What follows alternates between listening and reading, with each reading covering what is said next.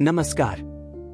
आपका स्वागत है गौतम बुद्ध चैनल पर, जहां हम आपको बौद्ध धर्म के प्रेरणादायक सिद्धांतों और बुद्ध के जीवन की गहराई में ले जाने का प्रयास करेंगे।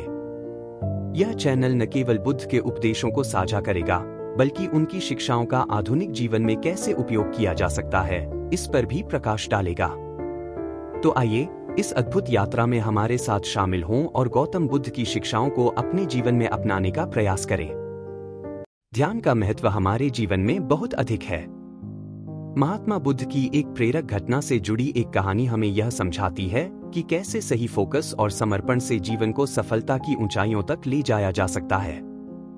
हमेशा अपने लक्ष्य पर केंद्रित रहें। एक समय की बात है, महात्मा बुद्ध अपने शिष्यों के साथ उपदेश देने के लिए दूसरे नगर में जा रहे थे। काफी दूर चलने के बाद सभी शिष्य थक गए और उन्होंने फिर महात्मा जी से कहा, गुरुजी, यदि आपकी अनुमति हो तो कहीं रुककर कुछ देर आराम कर लें। वत्स, हम कोई उपयुक्त स्थान ढूंढेंगे और वहीं विश्राम करेंगे, महात्माओं ने कहा। कुछ देर चलने पर उन्हें खेत दिखाई दिया। खेत में एक छोटा लड़का और एक बूढ़ा आदमी जुताई कर रहे थे। हे सज्जन, क्या हम यहाँ कुछ देर आराम कर सकते हैं? महात्मा ने बूढ़े व्यक्ति से पूछा। उस बूढ़े ने महात्मा को पहचान लिया और हाथ जोड़कर उनका अभिवादन किया और कहा, अरे महात्मा जी, यह हमारा सौभाग्य है कि आप हमारे खेत पर आए। तुम वहीं उस पेड़ के नीचे आराम करो, मैं जलपान करने की व्यवस्था कर दूंगा। तब महात्मा जी ने कहा, हे सज्जन, आप अपना काम पूरा करें, हमें कुछ नहीं चाहिए। फिर भी बूढ़ा नहीं माना और कुछ फल तोड़कर पानी देकर बूढ़ा अपने काम में लग गया। फिर सभी शिष्यों और महात्मा जी ने फल और पानी लिया और सभी वहीं आराम करने लगे।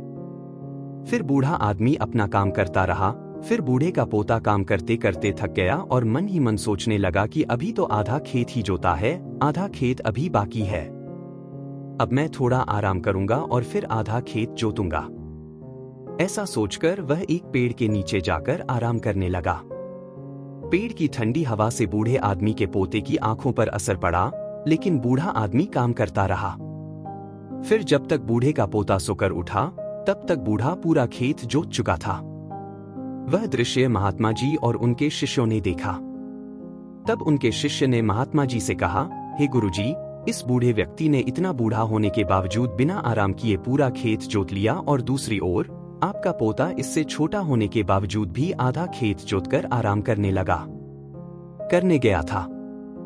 ऐसा उत्साह प्रशंसनीय है। ऐसा उत्साह उन बुजुर्गों में दिखाई दे रहा है। और उसका पोता थकान से विश्राम करने चला गया। हे वत्स, तुम ठीक कह रहे हो, लेकिन ऐसा इसलिए हुआ क्योंकि वह बूढ़ा व्यक्ति केवल खेत जोतने पर ध्यान दे रहा था, शरीर की थकान पर नहीं, महात्मा ने कहा। लड़के का ध्यान खेत जोतने पर नहीं था, बल्कि अपनी थकान पर था।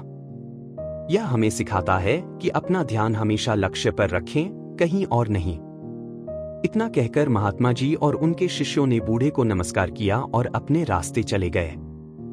निष्कर्ष, इस कहानी के माध्यम से हमने सफल जीवन के लिए ध्यान और समर्पण के महत्व को देखा। यह हमें याद दिलाता है कि अपने लक्ष्यों को प्राप्त करने के लिए हमें समय समय पर आराम करने की आवश्यकता है। लेकिन इसका मतलब यह नहीं है कि हमें अपने काम में आलसी होने की अनुमति है। सही फोकस और समर्पण के साथ हम सभी चुनौतियों का सामना कर सकते हैं और अपने लक्ष्यों को प्राप्त करने में सफल हो सकते हैं। दोस्तों, आज की यह कहानी आपको कैसी लगी और आप इस कहानी से और क्या सीख सकते हैं? मिला? कृपया यह भी हमें कमेंट करके बताएं। और साथ ही अगर आपको ये कहानी पसंद आई और अगर यह आपके लिए कारगर साबित हुआ है, तो इसे अपने दोस्तों के साथ शेयर करें। हम चाहते हैं कि आप इन ज्ञान की रोशनी को अपने जीवन में अपनाएं और इसे दूसरों के साथ भी साझा करें। बुद्ध की शिक्षाएं हमें करुणा, शांति और आत्मज्ञान का मार्ग दिखाती हैं। इस स्टोरी के माध्यम से जो भी आपने सीखा, वह आपके जीवन में नई दिशा और प्रेरणा लाए। धन्यवाद कि आपने हमें इस यात्रा में शामिल किया।